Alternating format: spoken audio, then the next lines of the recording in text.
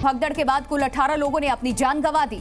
इसमें बूढ़े बच्चे और महिलाएं भी शामिल हैं। आशंका है कि मरने वालों का आंकड़ा अभी बढ़ भी सकता है, लेकिन सवाल यह भी है कि आखिर रात 10 बजे ऐसा क्या हुआ? कहां से इतनी भीड़ अचानक से आई? क्या रात में जिम्मेदार अधिकारी गहरी नींद में सो चुके थे? समझते हैं खौफनाक रात की कहानी इस रिपोर्ट के जरिए। रविवार रात 9:26 पर नई दिल्ली रेलवे स्टेशन। महाकुंभ और बिहार की तरफ जाने वाले हजारों यात्री स्टेशन पर इंतजार कर रहे थे। प्लेटफॉर्म नंबर 13 और 14-15 पर भीड़ का दबाव सबसे अधिक था। ये तस्वीरें उस भीड़ की गवाही हैं जो भगदड़ के ठीक पहले रिकॉर्ड की गईं। पटना की ओर जाने वाली मगध एक्सप्रेस प्लेटफॉर्म नंबर 14 पर और प्लेटफॉर्म नंबर 15 पर जम्मू की ओर जाने वाली संपर्क क्रांति खड़ी थी कि तभी अचानक अनाउंसमेंट होता है कि यात्रीगण कृपया ध्यान दें, प्रयागराज जाने वाली स्पेशल ट्रेन प्लेटफॉर्म नंबर 16 पर खड़ी है। इतना सुनते ही प्लेटफॉर्म नंबर 14 पर खड़ी भीड़ अचानक प्लेटफॉर्म नंबर 16 की तरफ दौड़ पड़ी और फिर अगले चंद मिनटों में मौत का वो मंजर नई दिल्ली स्टेशन पर था जिसकी कल्पना से ही रूह थर्रा उठे। एक स्पेशल ट्रेन रेलवे की तरफ से चलनी थी। वो स्पेशल ट्रेन की अनाउंसमेंट जरूर हुई। 9 बजे के आसपास जो ट्रेन थी उस टाइम पे क्राउड बढ़ा। यानी जी न्यूज की पड़ताल पर रेलवे के अफसर भी मुहर लगा रहे हैं कि किस तरह अनाउंसमेंट के बाद भगदड़ मची और पूरा नई दिल्ली रेलवे स्टेशन शमशान में तब्दील हो गया। लेकिन सवाल ये, भीड़ का अंदाजा लगाने का मैकेनिज्म क्यों फेल हो गया? क्षमता से ज्यादा भीड़ कैसे इकट्ठा हुई? सीसीटीवी से नजर क्यों नहीं रखी गई? ऐसे तमाम सवाल हैं जिनके जवाब रेलवे अधिकारियों और जिम्मेदारों को देने होंगे। तो मौत के प्लेटफॉर्म तक जाने वाली नर्क सीढ़ियों पर जिसने भी कदम रखा भगदड़ का शिकार होता चला गया। आखिर रात में कैसे अचानक भीड़ भाग खड़ी हुई? मौत के प्लेटफॉर्म नंबर 14 का पूरा सच क्या है? भगदड़ से ठीक पहले और उसके बाद में मंजर क्या था? चश्मदीदों की जुबानी पूरी कहानी समझते हैं। हम लोग तो किसी तरह से निकल गए। मेरी ननद बेचारी उधर ही उसका वेट कर रहे थे कि अब आएगी वो, लेकिन जब गए तो उसके सारे कपड़े बिखरे पड़े थे, वो मर चुकी थी। जो बहन थी वो आधे घंटे बाद मिली हमें, तो जबकि वो आधे घंटे बाद मिली तब तक वो मर चुकी थी। उनके सूट के बाहर निकाले देखे, पूरा सांस थोड़ा थोड़ा चल रहा था। फिर यहाँ ले चले हॉस्पिटल, दम तोड़ दिए एम्बुलेंस में। मौत के मंजर को बयां करते चश्मदीद अब भी गम और दहशतों में हैं। जरा सोचिए, जो पुण्य के पथ पर निकले थे उनके चारों तरफ लाशें बिछी हों तो क्या हाल हुआ होगा। लेकिन ये तो सिर्फ दर्द की कहानी है। दर्द देने वाली बदइंतजामी की कहानी तो कलेजे को चीर कर रख देने वाली है।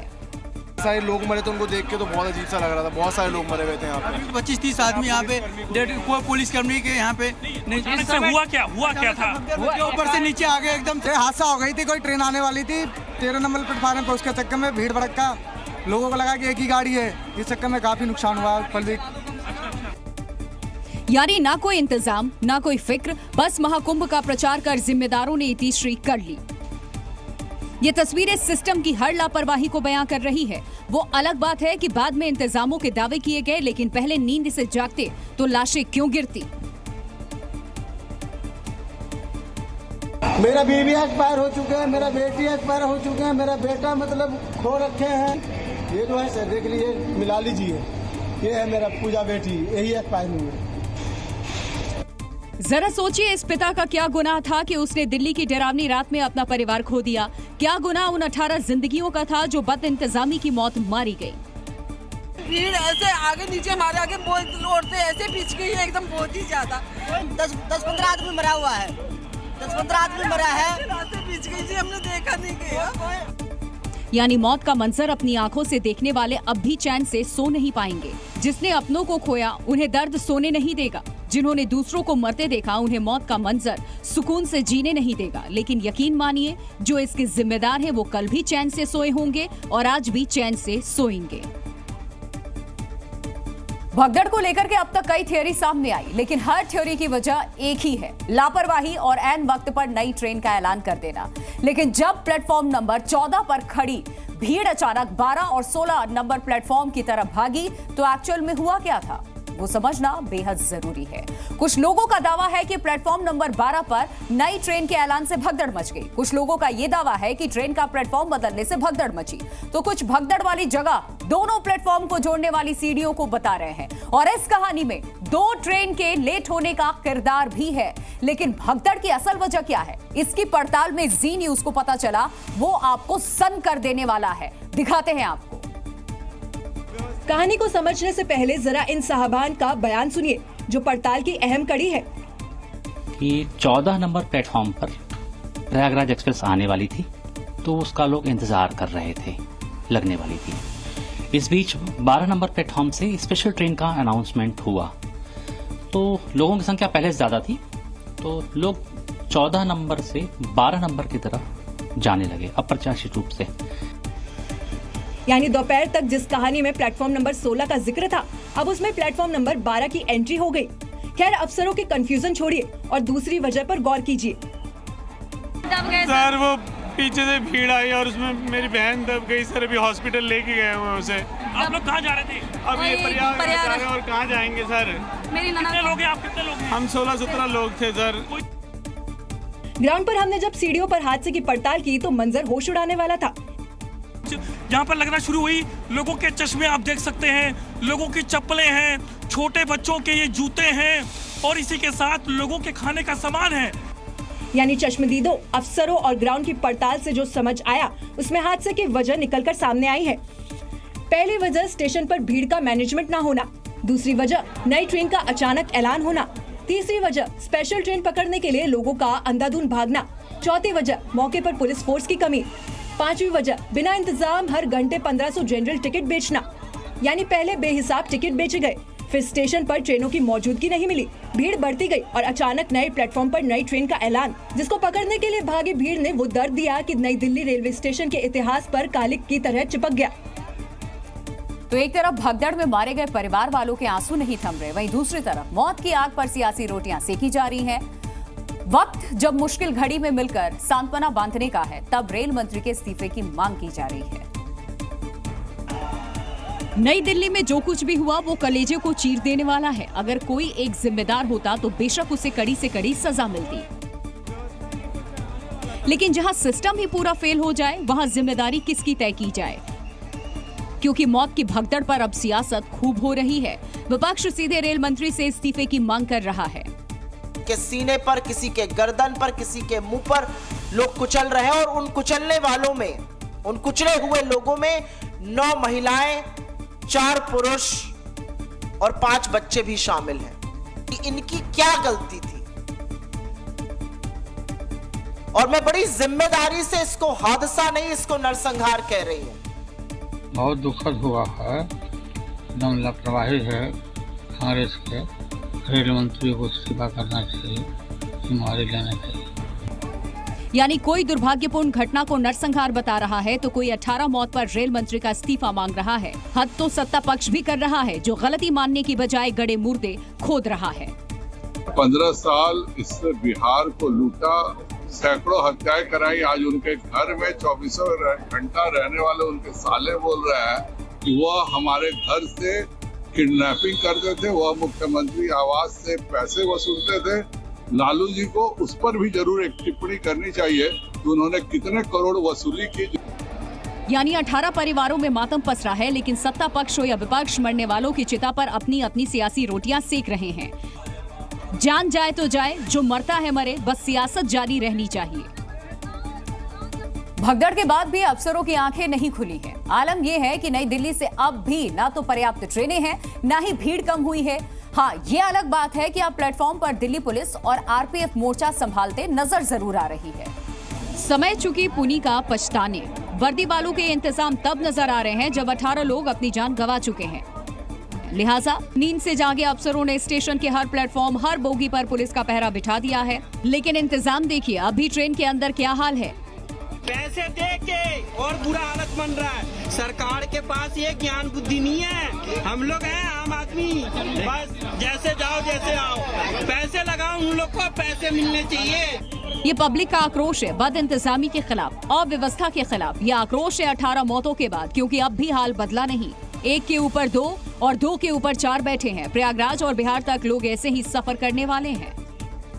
बहुत ज्यादा भीड़ है, बहुत ही ज्यादा है। कल सुना मर गए लोग बहुत ज्यादा 14 नंबर प्लेटफॉर्म पे भगदड़ में। आपको लगता है ऐसी जगह रिस्क नहीं? बहुत ज्यादा रिस्क है। कैसे करके आए हैं यहाँ पे। जो किसी तरह ट्रेन में घुसने में कामयाब हो गए, उन्हें इस बात का डर है कि फिर कोई अनहोनी न हो, क्योंकि आलम यह है कि अगर आप पति पत्नी सफर कर रहे हैं तो भूल जाइए कि एक साथ आप बैठ पाएंगे, ऐसा यात्रियों का दावा है। महिला मेरी एसी बोगी में जबरन बैठाना, इतनी भीड़ है इस गाड़ी में, जबरन एसी बोगी में बैठाना पड़ा। जाके वहाँ क्या होगा नहीं होगा अंजाम। जरा बेबसी का आलम देखिए। डर इस बात का है कि दूसरे कोच में बीवी कैसे बैठी होगी। खुद को तो जगह मिल गई, क्या उसे भी मिली होगी? क्योंकि जिस डिब्बे को आप देख रहे हैं ये स्लीपर कोच है, लेकिन कौन कहेगा कि ये जनरल भी है। सवाल रेलवे के दावों पर भी कि हादसे के बाद भी क्या ट्रेनें बढ़ाई नहीं गईं? अगर बढ़ाई गई तो ये भीड़ कैसी? क्या इतना सब हो जाने के बाद भी बदइंतजामी ही आम आदमी के हिस्से आनी है?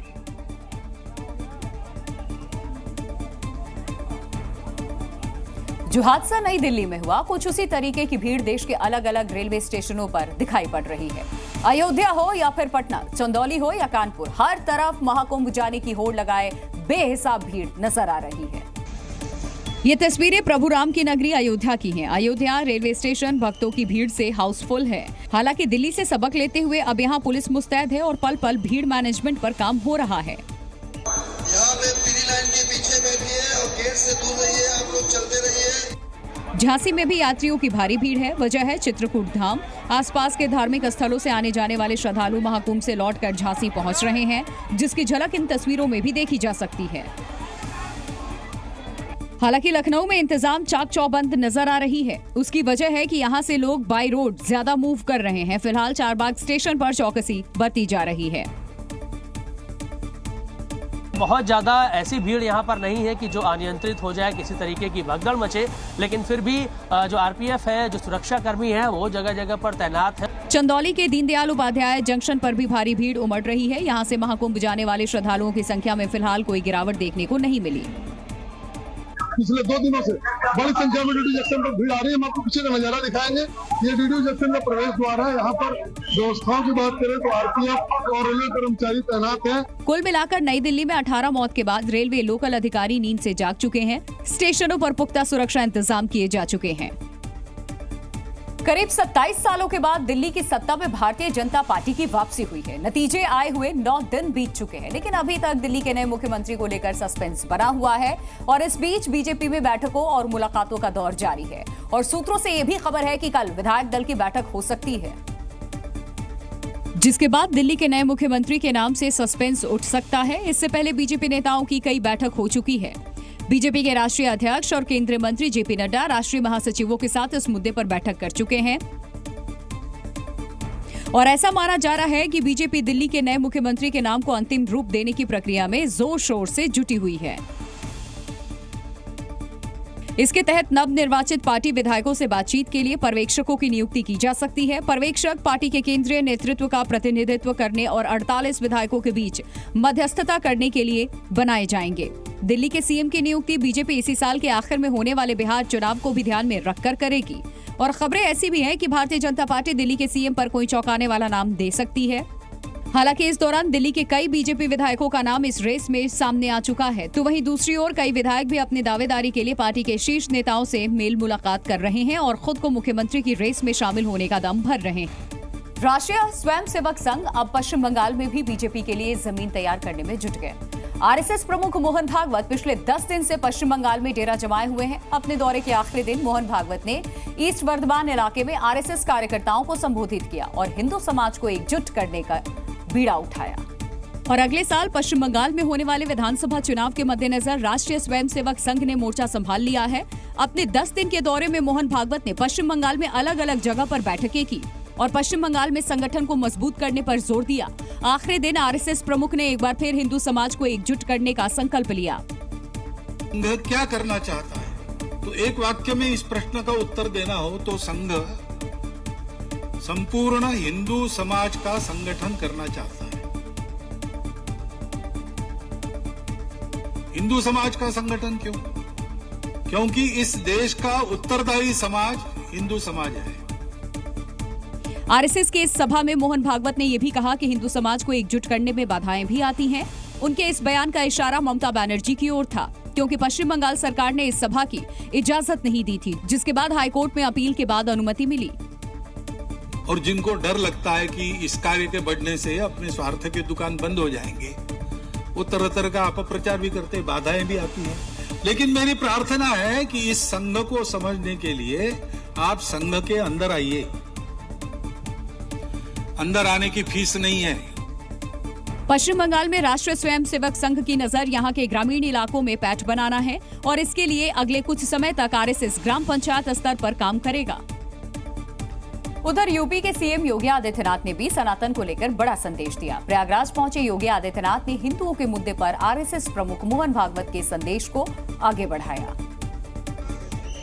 और सबसे बड़े सनातन संगम प्रयागराज महाकुंभ से एकता के संदेश को जोड़ते हुए योगी आदित्यनाथ ने कहा कि अगर हम एक हैं तभी हमारी अखंडता बनी रहेगी। कि महाकुंभ का संदेश या महाकुंभ से संदेश एकता से ही अखंड रहेगा ये देश, एकता से ही अखंड रहेगा ये देश। हम सबकी एकता इस देश की अखंडता का आधार है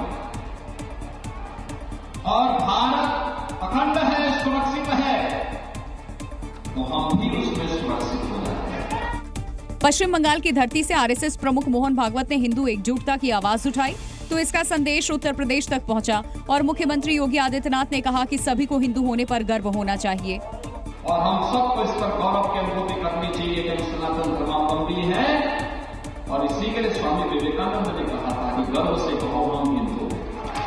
दरअसल महाराष्ट्र और हरियाणा के चुनाव में योगी आदित्यनाथ ने बटोगे तो कटोगे का नारा दिया था और ऐसा माना जाता है कि इसका बीजेपी को चुनावी फायदा भी मिला था। ऐसे में एक बार फिर इस नारे को सीएम योगी ने आगे बढ़ाया है। वक्फ संशोधन बिल का एआईएमआईएम अध्यक्ष असदुद्दीन ओवैसी भी पुरजोर विरोध कर रहे हैं, लेकिन अब हैदराबाद से भारतीय जनता पार्टी के विधायक टी राजा सिंह ने ओवैसी पर बड़ा आरोप लगा दिया। और इंदौर में एक कार्यक्रम में शामिल होने पहुंचे टी राजा सिंह ने दावा किया कि ओवैसी और उनके विधायकों ने वक्फ के नाम पर कई एकड़ जमीन पर कब्जा किया हुआ है। ऐसे में ओवैसी को डर है कि बिल पास हो जाने पर उनकी जमीन चली जाएगी। ओवैसी 3000 एकड़ जमीन पर कब्जा करके बैठा है। इसके विधायक जो पापी विधायक है, इनके सहयोग से इसने 3000 एकड़ जमीन पर कब्जा करके बैठा है। अगर वक्फ बोर्ड कानून पास हो जाता है तो ये 3000 एकड़ जमीन चले जाएगी इसके पास से। दरअसल वक्फ संशोधन बिल पर बनी जेपीसी में असदुद्दीन ओवैसी भी सदस्य हैं और वो लगातार ये आरोप लगा रहे हैं कि जेपीसी ने विपक्ष की आपत्तियों को शामिल नहीं किया। ये वक्फ को बचाने के लिए नहीं है, वक्फ को मुसलमानों से छीनने के लिए, बर्बाद करने के लिए ये बिल लाया जा रहा है। हालांकि लोकसभा स्पीकर के हस्तक्षेप के बाद ओवैसी के असहमति नोट्स के कुल 40 पैराग्राफ में से 19 को रिपोर्ट में शामिल कर लिया गया है। वक्फ संशोधन बिल का विपक्ष तो विरोध कर ही रहा है, लेकिन जब संयुक्त संसदीय समिति की रिपोर्ट संसद को दोनों सदनों में जब पेश किया गया, तब वक्फ संशोधन बिल पर बनी जेपीसी के चेयरमैन जगदम्बिका पाल ने बड़ा खुलासा किया। और जगदम्बिका पाल ने दावा किया कि जाकिर नाइक जैसे नफरती और भगौड़े इस वक्फ संशोधन बिल के खिलाफ मुहिम चला रहे थे। विदेशों में बैठकर बाहरी ताकतें इस बिल को रोकने के लिए पूरा जोर लगा रही थी। इसमें तो जाकिर नाइक भी इन्वॉल्व हो गए थे। मलेशिया से बैठ के कह रहे थे 1 करोड़ लोग अगर इसको डिसअप्रूव कर देंगे, पार्लियामेंट के पोर्टल पे कहेंगे कि साहब हम इस कानून को डिसअप्रूव कर रहे हैं, तो डिसअप्रूव हो जाएगी। तो इसमें तो बाहर की भी ताकतें लगी हुई थी कि ये वक्फ अमेंडमेंट बिल ना आने पाए। पड़ोसी देश बांग्लादेश में अभी भी हालात ठीक नहीं है। कभी यहाँ सरकार के खिलाफ प्रदर्शन होता है तो कभी हिंदुओं पर हमले भी होते हैं, लेकिन इस बार नौकरी की मांग को लेकर के बांग्लादेश की राजधानी में प्रोटेस्ट हुआ।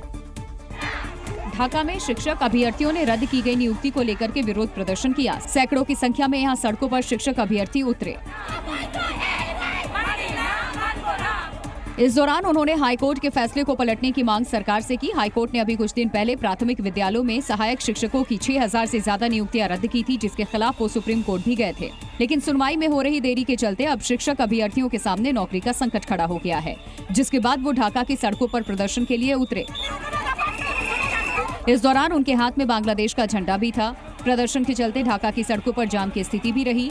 शिक्षक अभ्यर्थियों ने सरकार को चेतावनी दी है कि अगर उनकी मांग पर जल्द ध्यान नहीं दिया गया तो देशव्यापी प्रदर्शन करेंगे। और अब बात वृंदावन के संत प्रेमानंद महाराज की। रात्रि में निकलने वाली प्रेमानंद महाराज की पदयात्रा के खिलाफ यूट्यूबर ने साजिश रची थी और इसका खुलासा खुद ग्रीन सोसाइटी अध्यक्ष ने किया। उन्होंने प्रेमानंद महाराज से मुलाकात करके फिर से पदयात्रा शुरू करने का निवेदन किया है।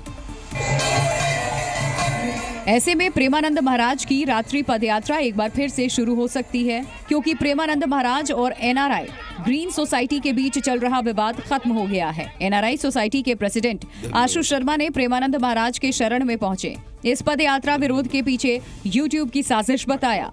यूट्यूबरों ने थोड़ा भ्रम फैला दिया, उन्होंने ये मौका तक नहीं दिया कि यहाँ बात रख सकें। आशु शर्मा ने पूरी ग्रीन सोसाइटी की तरफ से प्रेमानंद महाराज से माफी मांगी और कहा कि ग्रीन सोसाइटी के लोग आपसे मिलकर पश्चाताप करना चाहते हैं। जब से विवाद शुरू हुआ तब से प्रेमानंद महाराज ने पदयात्रा का रास्ता बदल दिया, लेकिन इस विवाद पर उन्होंने कभी कोई बयान नहीं दिया। इसका मतलब साफ है कि महाराज नहीं चाहते कि कभी उनकी वजह से किसी को तकलीफ पहुंचे। यानी प्रेमानंद महाराज पर आस्था और विश्वास रखने वाले भक्तों का इंतजार जल्द खत्म हो सकता है। एक बार फिर केली कुंज आश्रम के बाहर भक्तों की भीड़ दिखाई देने लगेगी। प्रेमानंद महाराज की पदयात्रा मामले पर ब्रिजवासी और प्रेमानंद महाराज के समर्थक आमने सामने हैं। पंडित धीरेन्द्र शास्त्री के बाद अब अनिरुद्ध आचार्य ने भी ब्रिजवासियों से माफी मांगी है। वृंदावन में पदयात्रा को लेकर उठे विवाद के बीच अनिरुद्ध आचार्य प्रेमानंद महाराज के समर्थन में खड़े हुए और बयान दिया कि अब संत ब्रिज में नहीं रहेंगे। लेकिन उनके इस बयान पर स्थानीय लोगों ने कड़ा ऐतराज जताया, जिसके बाद अनिरुद्ध आचार्य ने ब्रिजवासियों से माफी मांगी। ब्रजवासी स्वीकार कर लेना तो समझ लियो कि ठाकुर ने स्वीकार कर लियो। या ताई ये दास अनिरुद्ध आप सबने के चरणन में लाख लाख बार प्रणाम करे, दंडवत करे और कछु गलती है जाए तो अपनो दास समझ के, अपनो भक्त समझ के दास को क्षमा कियो। इससे पहले बाबा बागेश्वर ने भी ब्रिज के लोगों से माफी मांगी थी और कहा था कि उनकी बातों को गलत तरीके से पेश किया गया है। आपने आज तक मंदिर में हनुमान चालीसा का पाठ होते हुए देखा होगा। क्या कभी थाने में हनुमान चालीसा का पाठ देखा है आपने? यूपी के कानपुर जेल में बंद बीजेपी नेता को छुड़ाने के लिए कार्यकर्ताओं ने थाने के अंदर हनुमान चालीसा का पाठ किया। इस दौरान बीजेपी कार्यकर्ता ढोलक मंजीरा लेकर थाने के अंदर हनुमान चालीसा का पाठ करते नजर आए।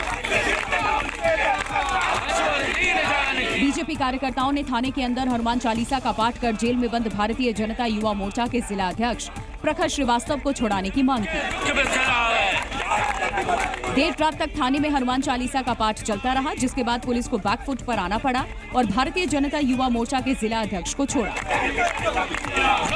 बीजेपी नेता प्रखर श्रीवास्तव ने एक सॉफ्टवेयर इंजीनियर को थाने में घुसकर थप्पड़ मार दिया था, जिसके बाद पुलिस ने उन्हें गिरफ्तार किया था। इससे पहले थाने के बाहर भी बीजेपी कार्यकर्ताओं ने जमकर हंगामा किया। दिल्ली के एक इलाके में मकान बिकाऊ के पोस्टर लगे हैं। यहाँ रहने वाले हिंदुओं का आरोप है कि मोहल्ला खराब करने के लिए अवैध रूप से मस्जिद बनाई जा रही है। उन्होंने अफसरों को चेतावनी दी कि अगर मस्जिद निर्माण नहीं रुकवाया गया तो पलायन कर देंगे।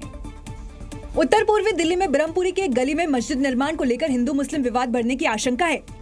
अब यहाँ रहने वाले हिंदुओं ने घर के बाहर मकान बिकाऊ के पोस्टर लगाए हैं।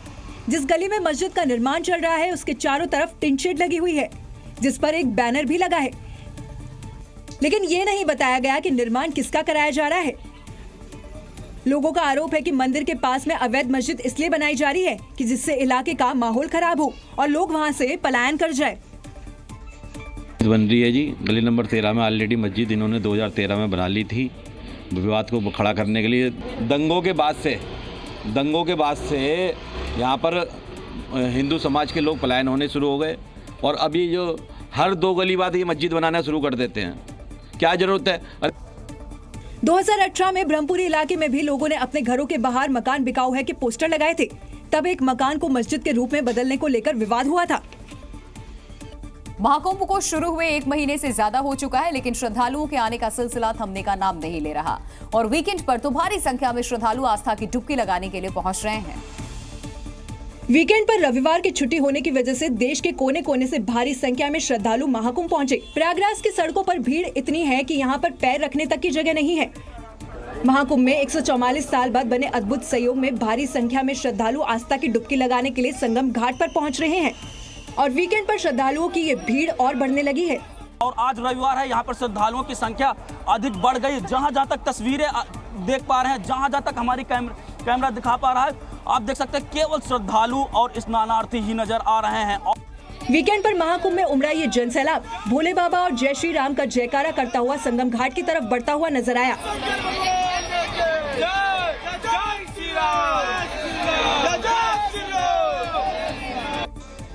वीकेंड पर महाकुंभ में कितनी भीड़ है, इसका अंदाजा इन ड्रोन तस्वीरों को देखकर लगाया जा सकता है, जिसमें संगम घाट पर हर तरफ भीड़ ही भीड़ दिखाई दी।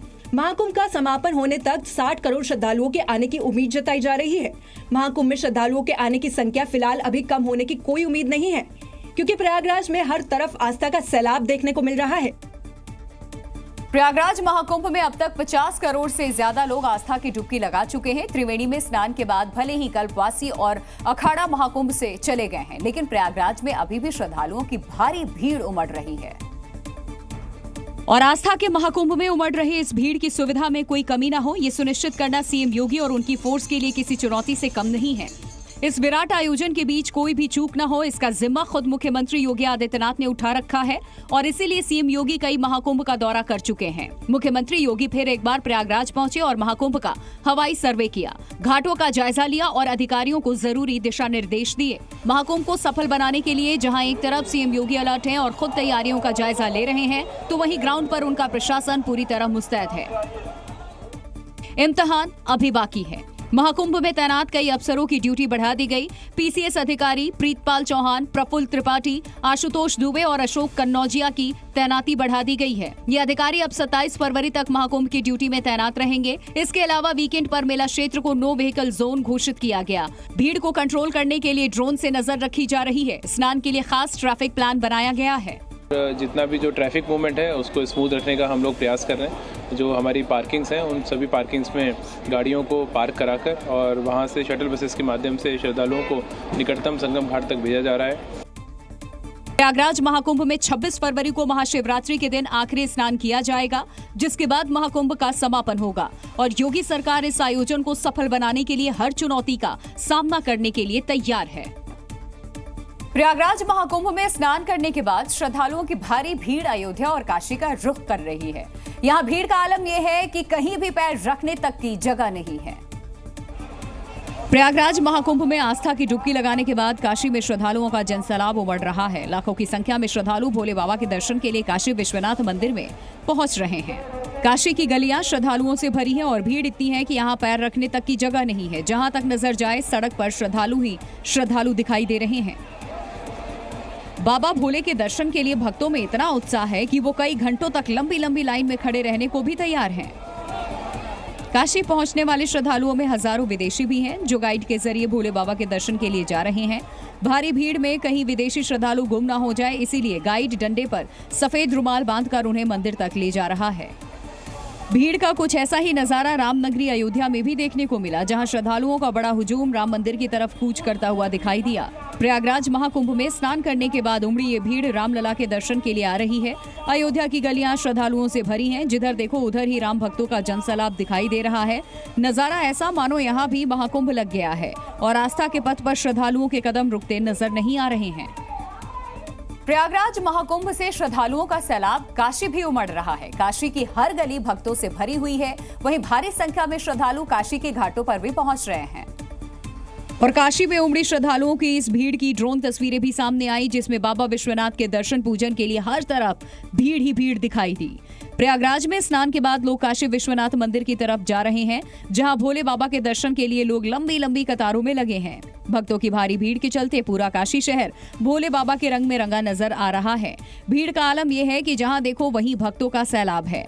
दशाश्वमेध घाट पर भी भक्तों का सैलाब है। बाबा विश्वनाथ के दर्शन पूजन के बाद भक्त गंगा आरती में भी शामिल होने के लिए पहुंच रहे हैं, जिसकी वजह से घाट पर क्षमता से ज्यादा भीड़ हो रही है। मणिकर्णिका घाट, जहां मरने के बाद लोगों का अंतिम संस्कार किया जाता है, वहां पर भी भीड़ का कुछ ऐसा ही नजारा है। पूरे घाट पर जहां तक नजर जाए श्रद्धालु ही श्रद्धालु नजर आ रहे हैं। प्रयागराज में चल रहे महाकुंभ में करोड़ों लोग आस्था की डुबकी लगाने पहुंच रहे हैं, लेकिन एमपी के भोपाल में एक पति को अपनी पत्नी का महाकुंभ जाना इतना नागवार गुजरा कि उसने कोर्ट में तलाक की अर्जी दे दी। भोपाल कुटुंब न्यायालय में एक ऐसा ही मामला सामने आया है, जहां एक बैंक अधिकारी ने पत्नी के महाकुंभ जाने की बात से नाराज होकर तलाक मांगा है। बता दें कि पति और पत्नी के बीच इसलिए दरार पड़ गई क्योंकि पत्नी अपने सहेलियों के साथ पति की अनुमति के बिना प्रयागराज चली गई थी। बताया जा रहा है कि इससे पहले महिला वृंदावन भी गई थी और सिंदूर और बिंदी के बदले चंदन का टीका लगाने लगी। अब प्रयागराज से आने के बाद महिला ने रुद्राक्ष धारण कर लिया और पति से दूर रहने लगी। पहले वह वृंदावन गई, फिर प्रयागराज गई और वहां से आई। उसके बाद उसने मंगलसूत्र, बिछिया और पायल पहनना तक बंद कर दिया और रुद्राक्ष की माला धारण कर चंदन लगाना शुरू कर दिया। इसके पीछे पति का कहना था कि पत्नी के इस बदलते रूप से दोस्तों के सामने पत्नी का मजाक उड़ता है। फिलहाल इस पूरे मामले में कुटुंब कोर्ट पति पत्नी की काउंसलिंग कर रहा है। आजकल धर्म के कारण परिवारों में तनाव और विवाद बढ़ रहे हैं और इससे शांत करने के लिए वैवाहिक जीवन में समझदारी और सहमति की आवश्यकता है। ननद भाभी में झगड़ा यूं तो आम बात है, आपने सुना होगा, लेकिन मध्य प्रदेश के ग्वालियर से एक चौंका देने वाला मामला सामने आया। यहाँ झगड़े के बाद भाभी ने ननद पर कुत्ते से हमला करवा दिया। मालकिन का इशारा मिलते ही पालतू कुत्ते ने दोनों ननद पर हमला कर दिया और जबड़े के प्रहार से दोनों को घायल कर दिया। यानी भाभी जी ने अपनी नंदों से लड़ाई का ऐसा बदला लिया कि सुनने वाले के रूह कांप उठे।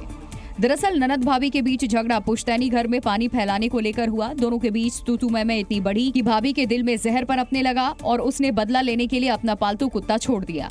पीड़ित ननद का दावा है कि उसे देखते ही भाभी ने अपने कुत्ते की जंजीर खोल दी और इशारा करके कुत्ते को हमले के लिए उकसाया। इस दौरान कुत्ते ने बबीता के पैर और उनकी बहन कमलेश के गाल पर काट लिया। दोनों ननद लहूलुहान पुलिस के पास पहुंची।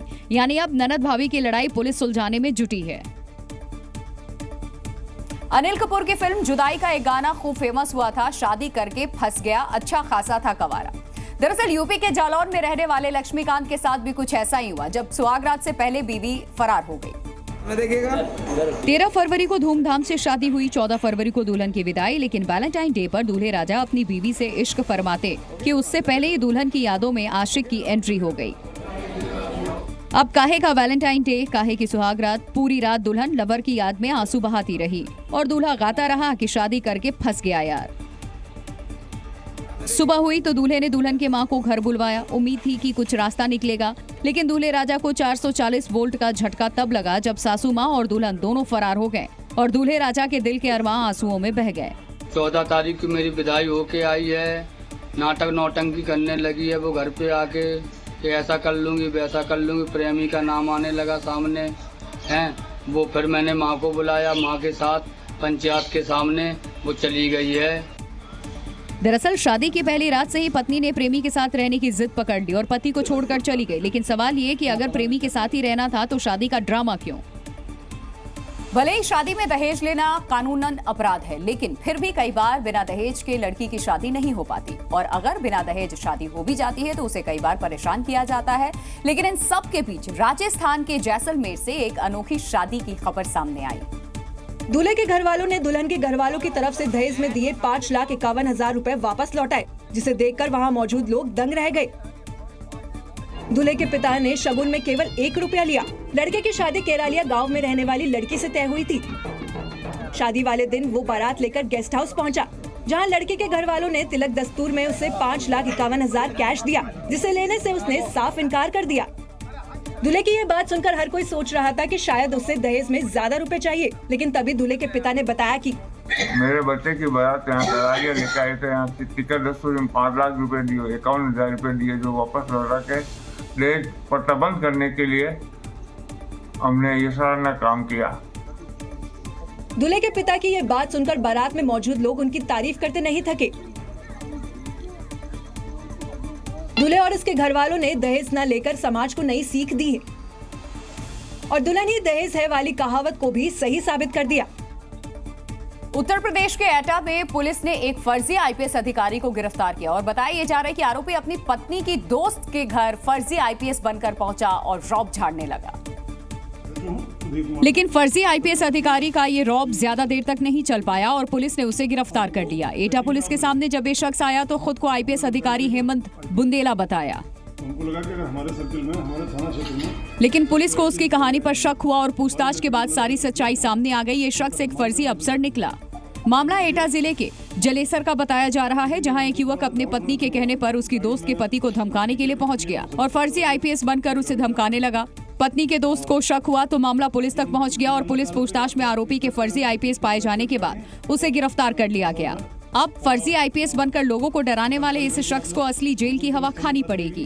फिलहाल पुलिस आरोपी से पूछताछ कर पता लगाने की कोशिश कर रही है कि इसने अब तक और कितने लोगों को वर्दी का रौब दिखाकर ठगा है। राजस्थान की राजधानी जयपुर में थार सवार बदमाशों का आतंक देखने को मिला। यहां थार सवार युवकों ने एक बाइक पर सवार कपल के साथ बीच सड़क पर बदतमीजी की। जब विरोध किया गया तो थार सवार युवक मारपीट पर उतर आए, जिसका वीडियो अब जमकर वायरल हो रहा है। तस्वीरों में आप देख सकते हैं बीच सड़क पर ब्लैक कलर की थार ठीक एक बाइक के सामने खड़ी है और थार सवार एक युवक युवती के साथ मारपीट करता नजर आ रहा है। पूरा मामला मानसरोवर इलाके के धनवंतरी अस्पताल के पास का बताया जा रहा है। पहले थार सवार बदमाश बाइक पर जा रहे कपल पर फबीतियां कसते हैं, जिसके बाद अचानक बाइक के आगे थार रोक देते हैं।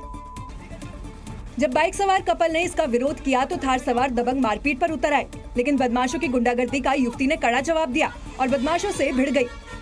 जैसे ही थार सवार बदमाश युवती की तरफ आता है तो युवती उसे लात मारती है, जिसके बाद थार सवार और महिला के बीच काफी देर तक खींचतान होती रही और बीच सड़क पर खूब गाली गलौज हुई। जिसके बाद थार सवार दूसरा युवक आता है, अपने साथी को थार में बिठा देता है, लेकिन युवती बीच सड़क पर गाली गलौज करती रही। फोटो खींचो इसकी फोटो खींच। आप भी इन थार सवारों और इस नंबर प्लेट को नोट कर लीजिए। जहां भी ये थार सवार दिखे, इनसे दूर हो जाइए, क्योंकि ना इन्हें कानून का डर है, ना ही पुलिस का खौफ।